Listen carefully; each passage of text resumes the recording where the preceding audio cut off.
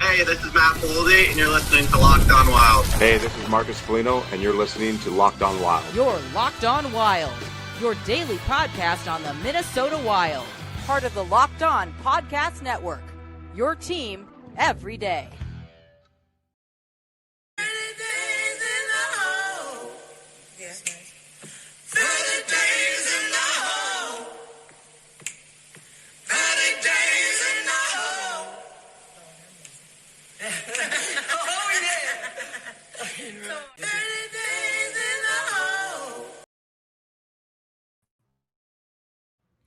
All right, everybody. Good evening and welcome. It is time once again. We have a lot to get to here for tonight's show, so let's just dive right into it. I will turn it over to the man of the hour, Denny. Good evening. Good evening, everybody, and welcome to What the Hell Are You Smoking? Tonight, I have a trade package that nobody has brought up, and after researching and looking at it, it could possibly happen. And that includes the Hughes brothers. Yes. I don't expect it to happen this year, but in the summer it really could happen, and I'm going to explain that when we get to that part. To start the show, I forgot last week to say this, but the Minnesota Wild really treated me well for my my birthday bash. They had a wheelchair waiting for me and brought me right up to my seat and took really good care of me. And I just wanted to thank Minnesota Wild for helping me out, because that was a nice gesture on their part. Really was. And of course, for all the people who drove all those miles to come meet me and talk hockey, who's got fans like that? Drive 4.5 hours to come down just to talk hockey with me? I got the best fans in the world. I really do. At any rate, one thing I want to get right away. I see all this talk of, well, I'm not going to talk about the Wallstead and Year-Off trades yet. I want to talk about the two goalies and Wallstead and why it's so important that we do not trade Wallstead. In today's game, and Edmonton is a good example how they rolled Jesper. Well, he could have got hurt there. I mean, if the leg's in the wrong position, boom, he's done. And, you know, in the old days, you never touched a goalie. If you did, you got laid out. I mean, it was an unwritten rule, but you would not touch a goalie. And today, that's not the case. And you see more and more teams trying to hurt goalies on purpose, I think, which is a damn shame. And, you know, as Seth pointed out, at that time, if we would have done something, they would have had a 5-on-3 power play, and we didn't want that to happen. But the players, I think, really have to make sure that they protect their goalie by whatever means. And if it's, you know, if it's a fight behind the net or away from the puck, so be it. You got to let, our team has to let players know they can't be rolling our goalies. And you see it a lot in today's game. You know, the Minnesota Wild are the envy of the NHL because of Wallstead and Gusbus. We have two #1 goalies, which goes a long ways. You know, and the one thing I've seen from Wallstead, third period Chicago, in the Edmonton game, is that he's back. You know, he let in a couple of goals that I'm sure he wanted back. You know, with young goalies, that gets in their head, and they start doubting themselves. And all goalies go through that. But he showed me in the third period in Chicago, he's back. He's out challenging players again. And that's confidence. And that's really all it is. It's confidence. Am I doing the right thing? And the Edmonton game, he won that game. Even though the score is 7-3, it's because of Wallstead. He made some spectacular saves. And I can see Wallstead taking off and going on a real nice hot streak again. And at the beginning of the season, before there was a game played, a lot of you probably don't know this, but I nominated Wallstead for the Calder Cup when everybody was doubting whether he should be here. I have never wavered. Wallstead is a very special goalie, and Gusbus is one hell of a goalie, and we are in such good position for the Cup now. Which brings us to first line center. Now, could we win the Cup right now with the team we have? Yeah, but with one player, nobody would want to play us. And right now, I have Trocheck, Ryan O'Reilly, John Tavares is back on the board, and Nico Hershiser. And everybody's all over Nico Hershiser. And they're not so high on Trocheck. But let me just give you some of the stats here. Nico's got 55 games in, 18 goals, 23 points for 41 points. Trocheck has got 42 games, 12 goals, 24 points, and 36 points. Where's the big improvement there? They're both 55% in the dot, and that's the most important thing we need to have a complete team. We need somebody that can win in the dot, and both of those players fit the bill. And now with Barry Trotz stepping down, I don't know if they're going to trade anybody or not. I mean, I listened to a couple of the national podcasts. One says they're going to just turn the team loose. Another says he's not going to do anything. Because, Ryan O'Reilly has been my number one pick for the last 2 months. And a lot of people didn't like it, but, in 54 games, he's got 51 points. He's 55% in the dot. He's the perfect fit for us. Same with Trocheck, same with Tavares. And Tavares, in 55 games, he's got 45 points. He's 59% in the dot. And he's at $4.3 million a year. I mean, all three of these guys. O'Reilly's 4.5, Trocheck's 5, I can't remember, a little over 5 million anyway. So they all fit money-wise. Nico Hershiser, he's at 7.25, and his contract ends in 26-27. And so I'm not sure what the big deal is about Nico Hershiser. Of course, he's a very good center. But he's rated so much higher than Trocheck and Ryan O'Reilly. I don't see it. The analytics don't show it either. So I'm still Ryan O'Reilly, but who knows what he's going to do now. And now that Toronto is bombed out and they realize they're not going nowhere, I would hope that Billy's kicking the tires on Tavares. I want a center up there who's been through it, who knows what it takes. And, Tavares he fits the Minnesota Wild profile. He's big, he's strong, he's been through the grind, he's one hell of a player, even at his age of 35. That doesn't scare me at all. I mean, I like a center with a little age who's been through the grind. What do you think, Seth? I'm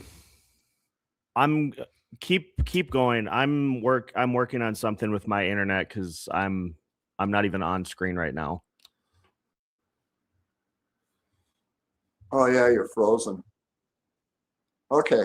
All right. Well, so anyone want to leave comments or your thoughts? I want to hear what you guys have to say. Now let's get to the Hughes deal. And this is what I've come up with. Between the two of them, it's an $18 million contract or $17 million contract. Jack Hughes is at $8 million, and his brother Luke is at $9 million. And Jack Hughes is a center. He's a point per game player, but he's very weak on the dot. He's only like 36%. And that's historically, it's not just this year, that's always. That's his biggest downfall. And that's his only deficit. I mean, the point player, and you know, he can skate. He's got really good hands. He's very creative with the puck. He'd be a nice addition for us. I just hope, and the reason I thought about this is everybody's worried that Quinn isn't going to re-sign with the Wild. Well, I don't see that at all. He's having a time of his life, and you can see it in his attitude and how he plays on the ice. And, you know, he's nothing but smiles. He's happy as hell here because he doesn't have to carry the load. You know, in Vancouver, he was the one-man show up there. And now he's not. So he just excels even more. And I didn't think I was going to ever say this ever, because my thoughts on Bobby Orr is the best defenseman ever. But Quinn Hughes is changing my mind. Bobby Orr did everything that Quinn does. The only thing Bobby does better is he goes coast to coast and scores goals. Well, in Boston at that time, Boston wasn't that good a team. And Bobby Orr just kind of put him on his back, and, you know, what happened, happened. But Quinn Hughes, he's very light on his feet. You know, he can, well, as Heinz says, he can spin left or spin right. And he controls the play. He makes everybody a better player. He's just like Kaprizov. When you play with Kaprizov, everybody's just better. So we're very fortunate to have superstars like that on our team. I mean, this is the best team we'll have ever had. In 25 years, there's no team that's coming close to this one. And our only deficit is a center for the dot. We don't need a superstar. We just need a good first-line center. And I hear all this talk about trading Wallstad or Urov to get the center. No, not a chance in hell. And I don't think Bill is even considering it. Right now, to get Trocheck, Ryan O'Reilly, John Tavares, you're looking at 4 pieces: a first and 3 players, or 2 picks and 2 players. But neither one involves Urov or Wallstead. You know, the Iowa Wild, even though they're in last place, their talent is rated as second in the NHL in the farm clubs. And I'd tell you what's so funny, because Colorado, their farm club is first in the division down there, and they're ranked last talent-wise. How that works, I have no idea. But according to Scott Wheeler, everybody loves our players. I think the biggest problem with the Iowa Wild is they can't score. You're back on. I can see you. Is this workable? Yeah, that looks good. Okay. That looks good. All right.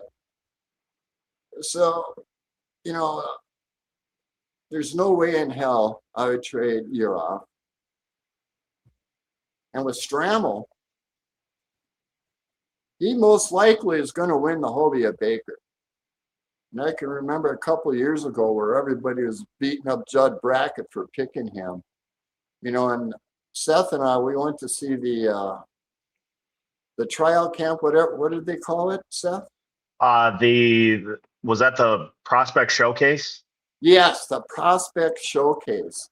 And I said right then and there, they better hold off on the dishing on him, because he looked good to me. And and I think my first show that I ever did, I talked about him, you know, because his dad died. He went through, you know, what you go through when you lose your dad or your mom or any family member. He kind of lost his way a little bit. In Wisconsin, he was just, you know, it is what it is.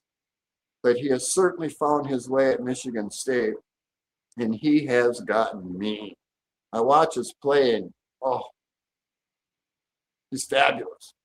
Now the question is, if he goes all the way to the championship, we would get him for 2 games. Well, this brings up when Brock Faber came in, I don't know what he played, 2, 3, 4 games. You knew right away, first game when he got on the ice, he was ready for the NHL.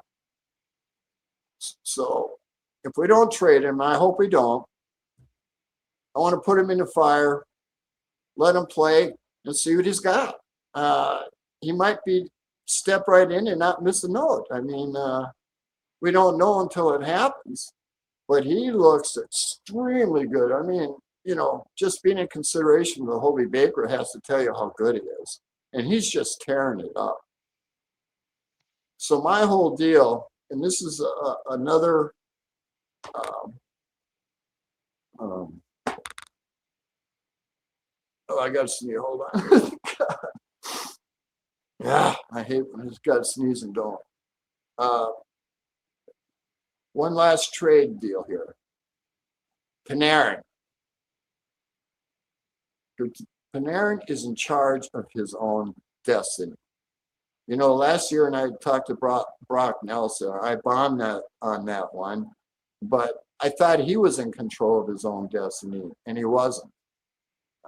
I thought because of his age and all the stuff, but I missed something. I believe Trapp pointed out to me, but Panarin, he's in charge of his own destiny, and I know he's already turned down a bunch of deals. And you got to think about this. Kaprizov and Panarin hang out together in the summer. Panarin has never won a cup. It only makes sense that Kaprizov has talked to Panarin about coming to play for a couple months to win a cup, which is every NHL's dream. And, you know, go where he goes, because we certainly can't afford him next year. You know, we got to sign Hughes, and that's going to take a boatload of money. I don't know what numbers they're looking at, but we'll know soon enough this summer. But I really see Panarin coming here because of Kaprizov and because of how good our team is, and he finally get to win a cup because his whole life he is not. You know, in Chicago he didn't win one, and in New York he hasn't won one.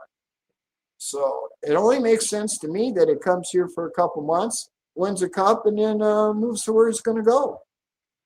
Because we certainly can't give him a $50 million deal. But you'd be a hell of a rental.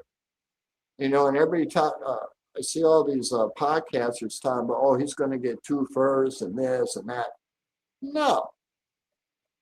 If we gave him a 7th round pick, that's all he would get. It's not up to them. It's up to Panarin. Now, of course, Billy wouldn't do it that way. Now, I imagine he'd give him a 2nd and a player because you always want to try to make team trades fair, win on both sides. And I think the Rangers would be happy as hell to get a 2nd round and a player from us for a player that they get nothing for. So, you know, and I got 34 comments on the Panarin deal from several different podcasts in hockey. And it's pretty hilarious. I'll tell you one thing. Edmonton fans are brutal. They're nasty. I'm never leaving another comment up there ever. Boy, they're just nasty. And there's no reason, no call for that, but that's just how they are. I mean, you know, hockey in Canada is a different beast than here. But I really can't see Panarin coming. And what that does, that puts him on the 2nd line with Boldy and Eck. That drops JoJo down to the 4th line. And I love that because I love speed on the 4th line. And who better than JoJo to skating up, because that's his best asset. His entry zone is very good, and he's playing really good hockey. Now, when you think about that move, look at our 4 lines then. It just makes it a complete 4-line team, and I don't see anybody beating us. Right now, we could still win it But to be a very complete team, we don't need a superstar center. We just need a good one. And Trocheck, he's second line for the Rangers. Ryan O'Reilly's first line with Nashville. And Tavares is second line for Toronto. That's all we need. We don't need to spend Wallstead and Yurov or anybody else to get a player. And I don't know what everybody's thoughts are on that, but really, we're just one player away from winning it all, really. I mean, we still could win it without those, but it's going to be a lot harder. And, when it comes playoff time, Hartman turns into a beast. He always has. And, having Hartman up on the first line, does it hurt us? Well, yes and no. He's not the ideal first line center, though. He's really better suited for, if we get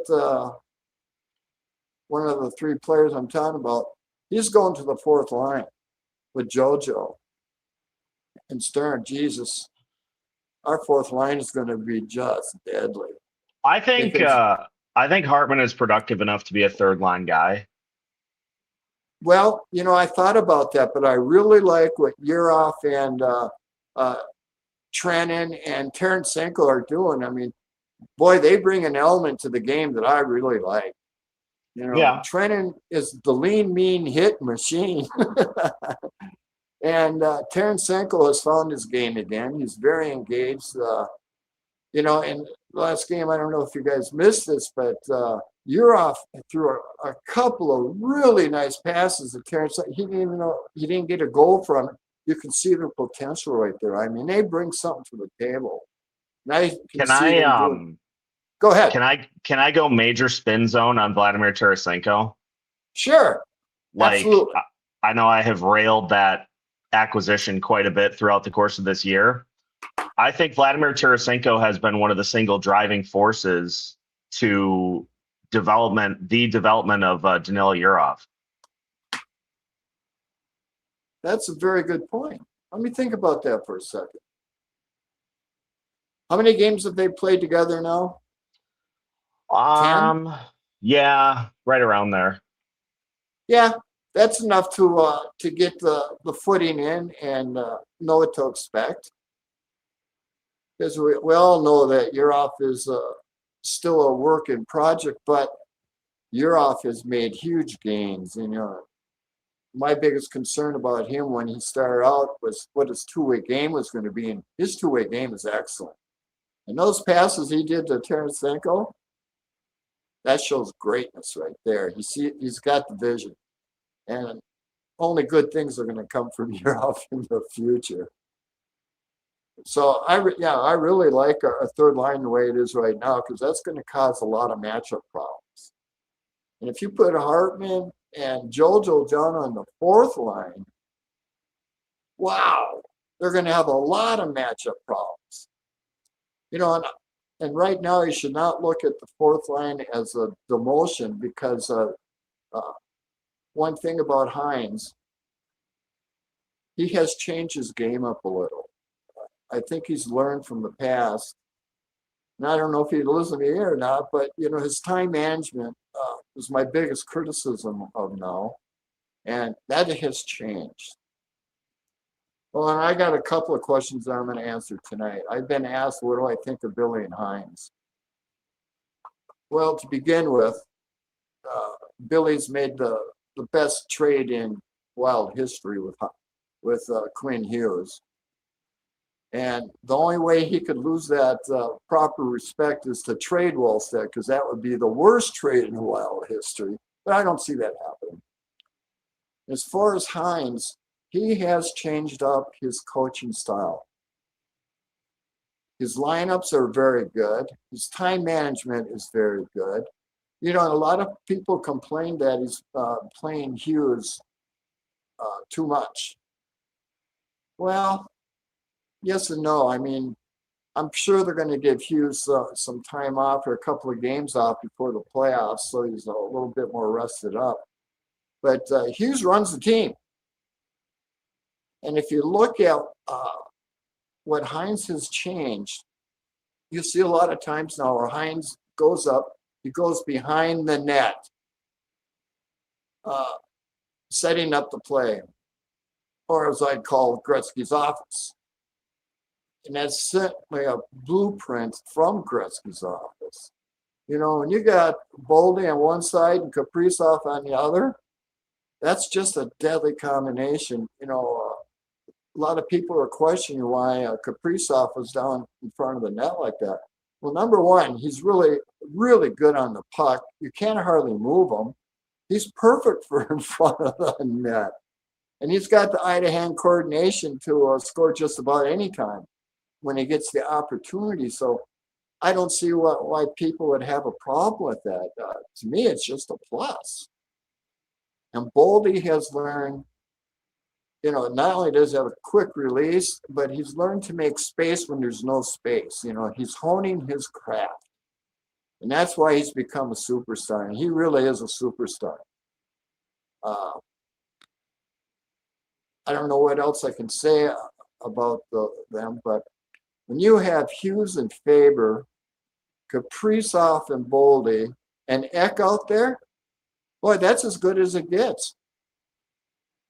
I don't see us scared of anybody with that combination. Oh, and this brings up when Eriksson Eck had that breakaway goal. Well, that showed me right there he should be our third shooter in a shootout. That shake and bake he did, I mean, it was beautiful. He's got the moves. He should be our third shooter with Kaprizov and Zuggs. As long as Zuggs changes it up a little bit, because goalies know what he's doing, and, you know, he knows that too, though. Any thoughts, Seth? Let's get to some comments from the listeners. First, We'll go to big ticket. Should the Wild maybe be patient and see if a Tim Stützle or Brady Tkachuk become available this offseason? We're playing to win the cup right now. What happens in the summer is in the summer. All I'm concerned about is right now. If they're available in the summer, we could do something, that's fine. But right now, I'm just worried about winning 16 games in the playoffs. And our team has such good chemistry, and we're playing at such a high rate. You know, it's the best team the Wild have ever had, best team I've seen in 25 years. And if we get a first-line center, or any of the ones that I picked, or maybe Billy's got somebody picked out that we haven't talked about, I don't see anybody beating us. I don't. I mean, I talked to some people about the power rankings, and they say Tampa would beat us hands down. Boy, I just don't see it. You know, I told them, I said, Minnesota went from last to first in defense. It's all, you know, they're all talking your crap and shit. But as what were those numbers again, Seth? I know you said them this afternoon, but for the people that didn't see your show this afternoon, let's bring those up. Which numbers was that? On Hughes in the defense, and the defense scoring points and all that good stuff. Oh, yeah. It was just simply that the Wild, before Quinn Hughes came in, they were near the bottom, if not the bottom, as far as points by defensemen go. And since Quinn Hughes has come in, they are first in points. There you go. It's a beautiful thing. Okay, next question. Let's go. Matthew says, if the Wild are going to make a trade, it should be for a guy who's going to be here longer than just this year. Well, let's see what we got here, because I got the contracts right here.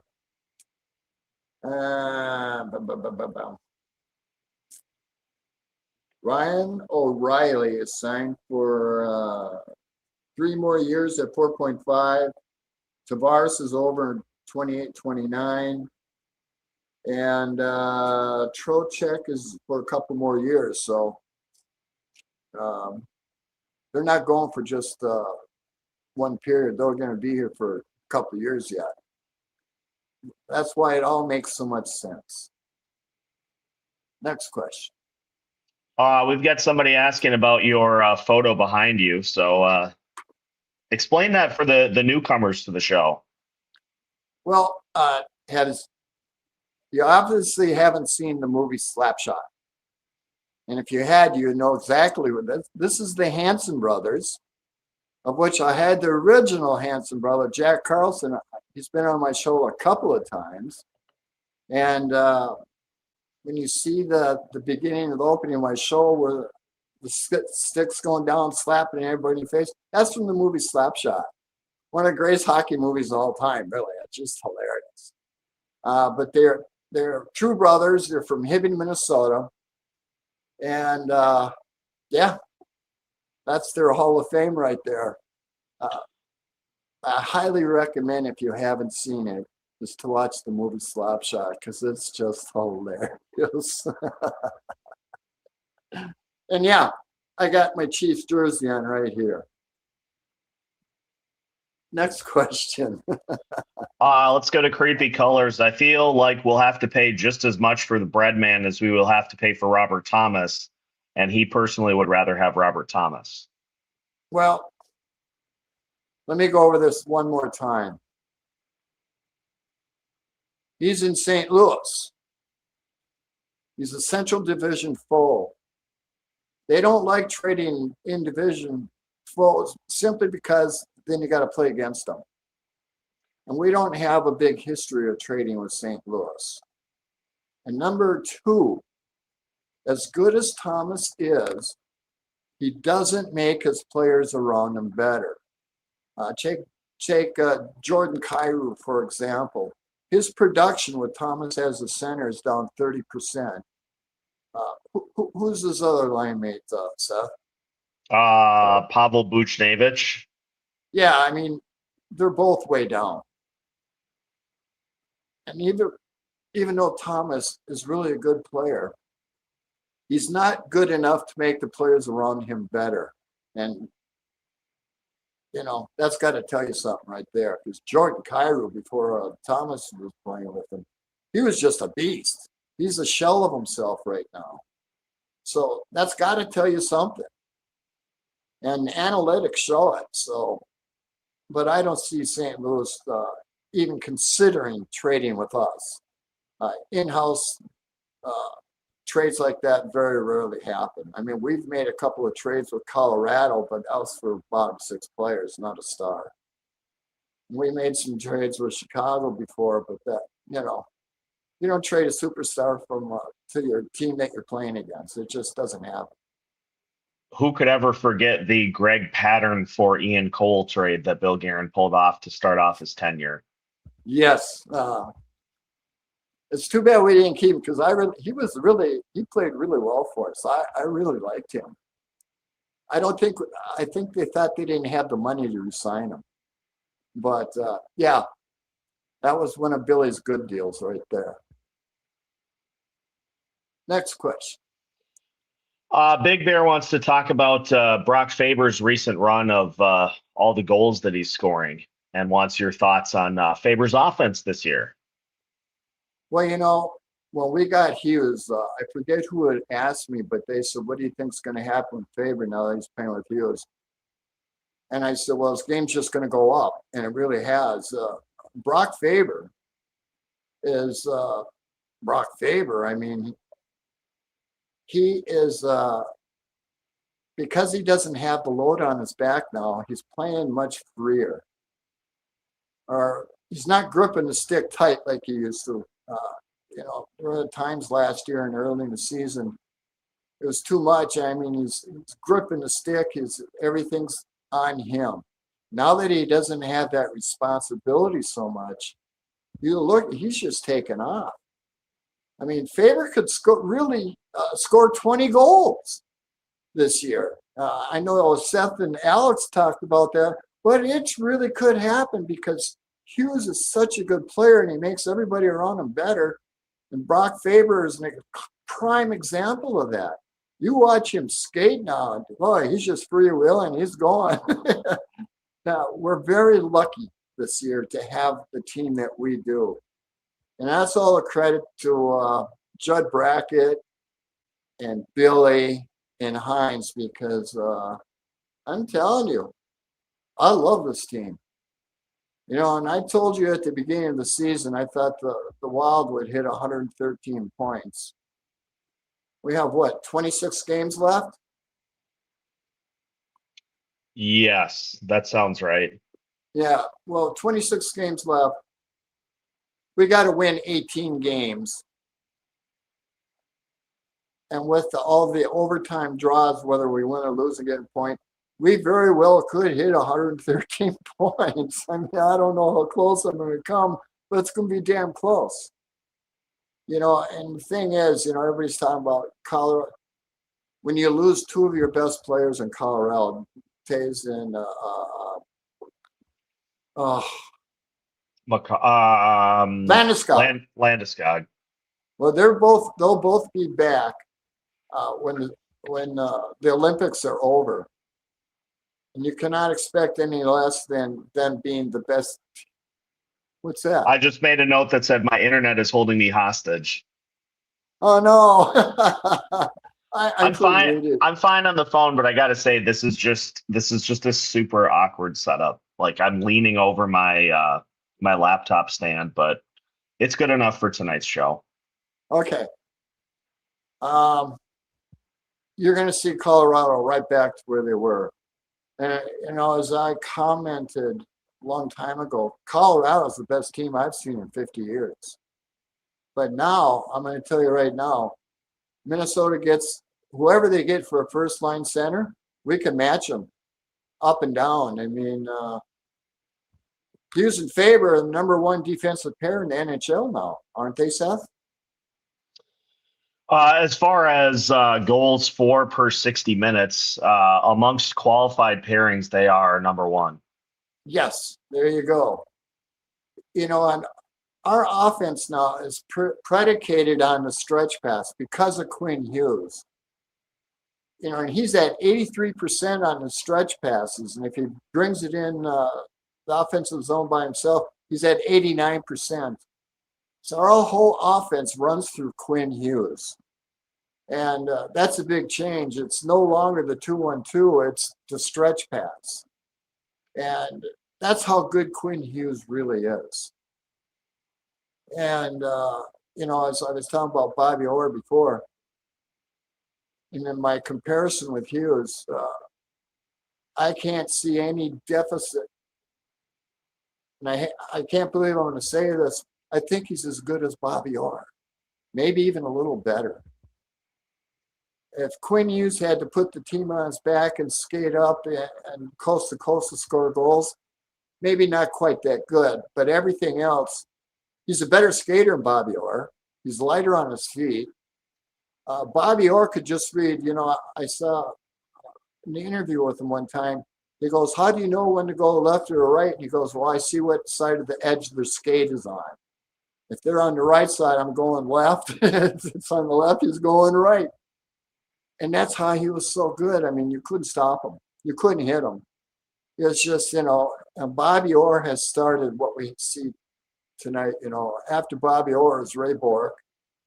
And then moving up, you know, you can remember when Carlson was at his height. You couldn't stop him. And that's all because of what Bobby Orr brought to the game. I mean, he really is the blueprint to what you see at Quinn Hughes now. And I can actually say, I think Quinn Hughes is as good as Bobby Orr. And I never thought I would say that, but Quinn Hughes is just an amazing player. Yeah. We're so lucky to have him because he's such a joy to watch. Oh, which brings me up. I see all these criticism and comments about how Hughes got walked with, what was, oh, let me see, I got it written down. Brendan Gallagher. Let me tell you something. This is the game of hockey. Brendan Gallagher made one of the nicest plays you'll ever see. This is the game of hockey. Nobody's perfect. And that move he put on Hughes and then on Gus, unbelievable. I mean, that's the beauty of hockey. Nobody is perfect in this game. Quinn Hughes is as good as it gets, but you know what? He got deked out, and so did Gus. That's hockey. And why he's getting all this criticism? You're not stopping everything. They're paid to go around you. You're paid to stop, but to me, it was just a beautiful goal. I mean, he deked everybody out. How many times do you see that? Not very often, and that's the kind of play it takes to get by Hughes. But it does happen. And all I can do is give my hats off to Gallagher for doing that, because that was such a nice goal. Even though it was against us, still, you got to give him credit. Next question or comment? Yeah, sometimes you just got to tip your cap to something that the opposing team does. Absolutely. Let's talk about Jared Spurgeon. Bob wants some love for Spurge, who is, as he says, quietly getting the job done when he thought his career was over due to injuries and surgeries. Well, at the beginning of the season, everybody was a Spurgeon hater. And I don't know how much that has changed, but I can tell you, I am, for one, number one, his biggest fan. I said, you don't understand what you get with Spurgeon. Yeah, he's a little short on size, but he's so good at breaking 2-and-1s, and his stick work and his closing the gaps is as good as it gets. He means so much to this team. Even at his age, he is excellent. He's so smart. He very rarely gets beat. And I love him. I always have. And everybody who's a fan of mine who knows, I talk bad about the Spurgeon haters because I love Spurgeon. Spurgeon and Brodin are such a hell of a pair.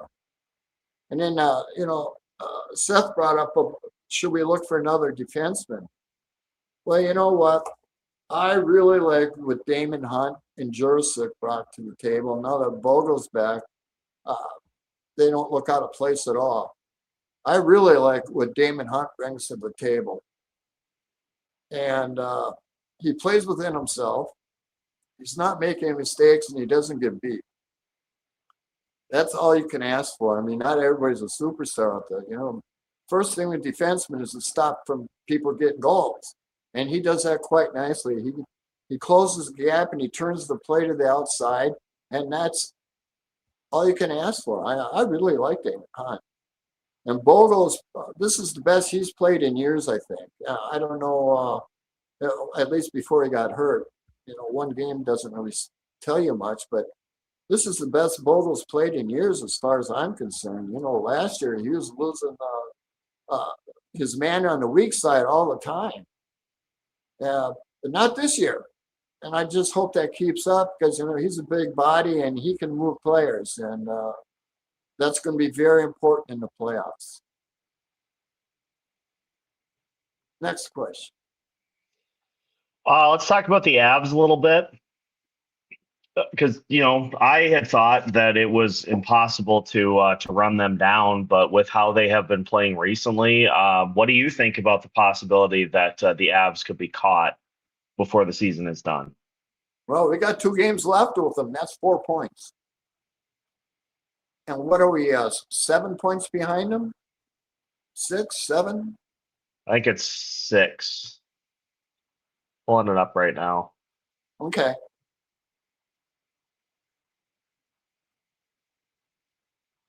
We are 5 points behind. 5 points. And we have 2 games with Colorado. That's 4 points. We can catch them. We really can. I just hope Billy gets a center, as we've talked about for a long time. He does that. I don't see why we can't catch him. We match up well with Colorado. And as good as Colorado is now, we're just about there.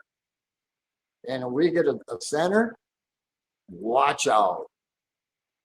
Because I don't see any team that the Wild play that they would fear.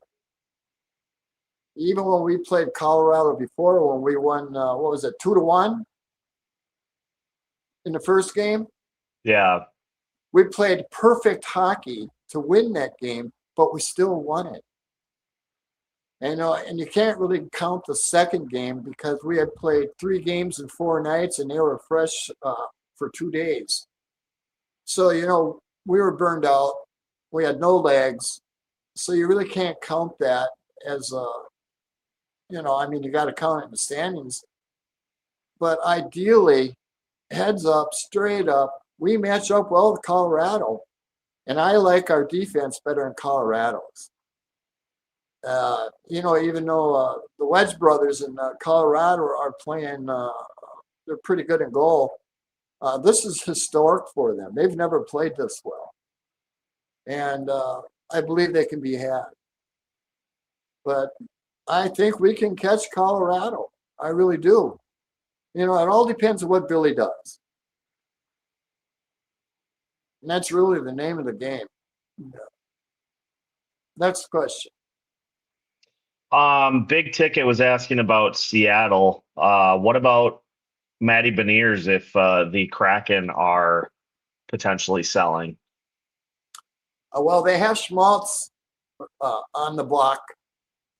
He wants a big contract. He just got a hat trick the other night. But where has he been for the last couple of years? He's just an average player who's playing for a contract, and all of a sudden he's playing lights out. Well, what does that tell you about his character? That's just like Mojo the last couple of years.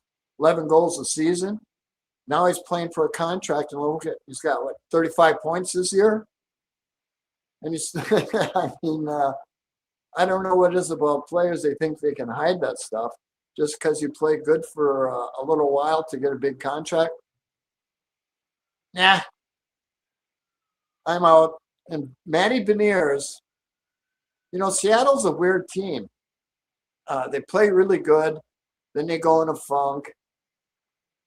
And Matty Beniers, he doesn't turn the ticket for me, really. He's a good average player is how I look at him. He wouldn't help us, I don't think.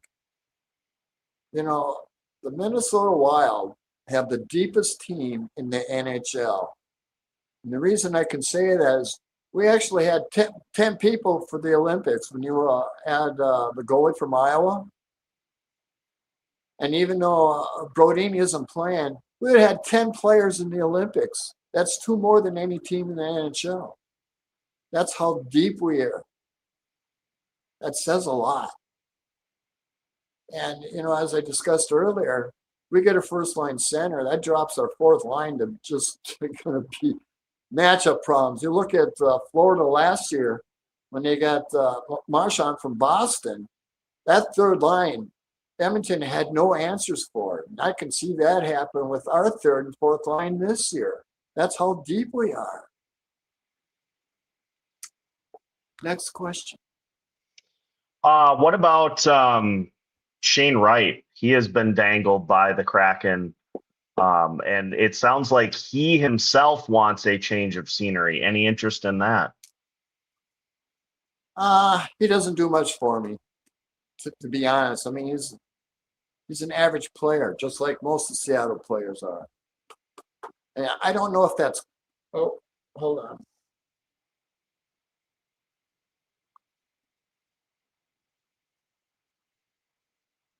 I don't know if that's Seattle style of play, coaching. I mean, it could be a lot of different things. But he hasn't done much. He's a highly touted player. He hasn't lived up to his billing, though. I don't think. What do you think? Whoever asked that question, what are your thoughts on it? That was Urban that asked. Urban, hey, your comment. I'm glad you brought this up.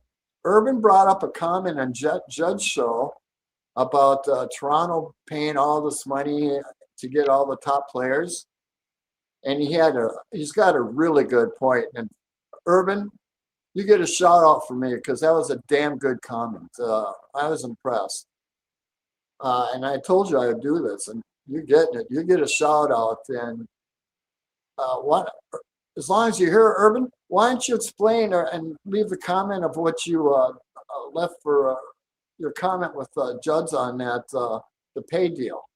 Because that was spot on. I really liked it. If you would. We Next can, question. yeah. Let's go to this one from Jeremy. Curious what the goaltending situation is for the Wild because of the Cal Peterson call up. I can handle this one. Okay. Cal Peterson was called up for emergency loan conditions because Jesper Wallstedt was sick. He had the same bug that Marcus Foligno had. And under those emergency conditions, the only way that Peterson would have got into the game is if Jesper did not play. So it was more so as like a precaution as opposed to really anything major. Just a bug. Yeah. Oh, which brings me to this is some of the comments I've seen in around the league about trading Wallstedt and having the Flower back. I just don't see it. Flower's retired. And even though he's with the team all the time and playing, he's part of management. His job is to help with the goalies and whatever else he sees. I mean, he's a good addition. I guess he's one hell of a nice guy, and he's always pranking everybody. I don't see Flower coming back to play. I just, they got all these trade scenarios where Wallstedt gets traded and Flower comes back. Yeah, that's all clickbait as far as I'm concerned. Jesus. It's amazing the comments you got on these other podcasts, because I tell you, I don't know where they come up with it, but that's really all it is clickbait, of which I don't do. Has there been any responses to the Hughes trade proposal? Not many, but I think what I'll do is I'll do a poll. Okay.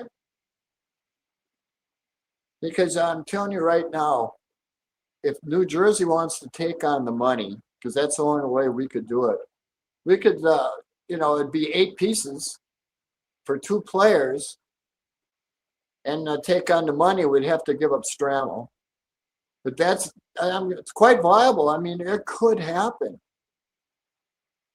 And think about this: Hughes's contract is coming up. You think he's going to question about resigning here if we sign his brothers?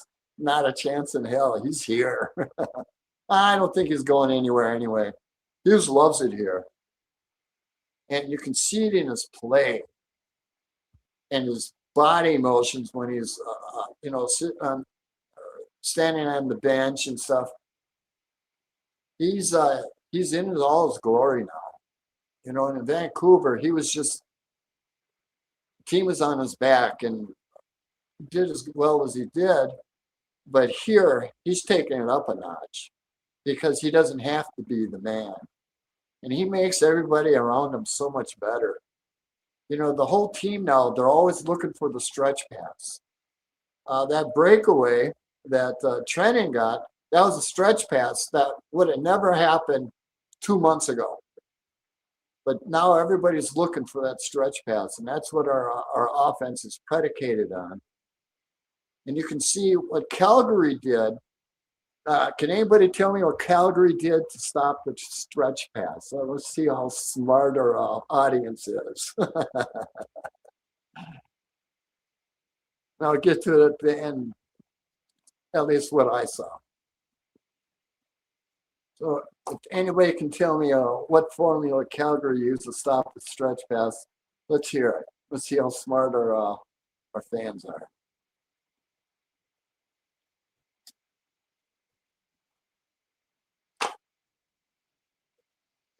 Here's Urban's response. He said Toronto has 5 contracts for roughly 60% of what was an $88 million cap for last season. Yep. Is that it? Because he had a lot more to it. That was the summary that he gave. Oh, okay. Yeah. Yeah, he's right. And he says, oh, look how far that got them. Well, then I pointed out to him that they forgot about defense and goalies,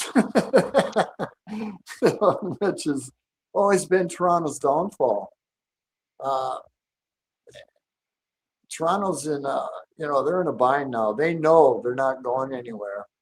And that's why I put Tavares back on the board, because it's a real possibility that we could get him. And boy, I'd love to have Tavares center in our first line. Oh, Jesus, just think of that.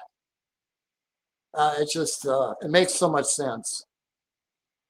So, I don't know what Bill is going to do. I'm pretty sure he's got a deal worked out already. I'm certain of it, actually. And I'm thinking it's Trocheck. And I like Trocheck, so he would definitely help our team. He marks all the boxes. He's good on the dot. And he's a very good two-way defensive player, too. He would just fit right in here. Okay, next question. Big Bear has a response to your question. He says the 131. Very good, Big Bear. Very good. I like it. He's got some hockey knowledge there. They actually did 1-4 several times, too. It's hard to distinguish between a 1-3-1 and a 1-4, but a lot of times they were just sticking 4 across the line. But that's right. Correct answer. Very good. I'm impressed. We got some smart fans out there. Next question. What do we have here? Glenn says, watch Billy at the Olympics and see what players he's talking to. At Four Nations, it was Quinn Hughes. Oh, really? Yeah. Huh. Well, he put Trocheck on the team for a reason. Think about that. That's why I think Trocheck is, there can't be, what do they call it? Tampering. Tampering. You can't tamper with the player, but you know what? Chris Drury and Billy are friends. They're running the Olympic team. I'm absolutely certain that they got a deal worked out. And the reason Billy is waiting, is because he's got to maximize the money for the cap money, which would be about $10 million. And that way he can pull off a couple of deals or one big deal. But I'm thinking it'll probably be 2. Because I really think Panarin's coming. I really do. And I got a lot of not very nice comments from the boards and other podcasts, but it only makes sense. I mean, Kaprizov and Panarin hang out together in the summer. You don't think Kaprizov hasn't called his buddy and say, hey, want to come play with us for a couple months and win a cup? Absolutely. That's why I think it's going to happen. Anything else? No, I think we are caught up. Okay. Well, everybody, my next show, I'm doing it because the Wild won't be playing. I'm going to have a show called The Evolution of Hockey. And I'm going to start from the 1950s and work up. And I'm going to show you how the game has revolved and changed. And my 60 years of watching hockey, I'm going to explain, the nuances of the game from the Toronto Marlies in 1955 all the way up. I've got a lot of it done already. And I hope you like it. I mean, I'm putting a lot of time and effort into this. But it'll be a very interesting show. I know it's not all at the Wild, but it's about hockey. And I hope you stick around and watch it. Other than that, I have What the Hell Are You Smoking goes to his name is Mark Lazarus from the Athletic. And he had the gall to say that the Wild have the worst defense of the top 8 teams. Well, that got my blood boiling right there, and I laid into him in the comments too. But he gets a "what the hell are you smoking?" because that's the most ridiculous comment I've ever heard. And with that, folks, good night. Thank you for stopping by and giving me the time and listening to me and Seth. And when's the next show, Seth? We can do Monday night next week. I do not have any games scheduled, and the Wild will not be playing. All right. Monday night, the evolution of hockey. Good night, everybody. Thank you.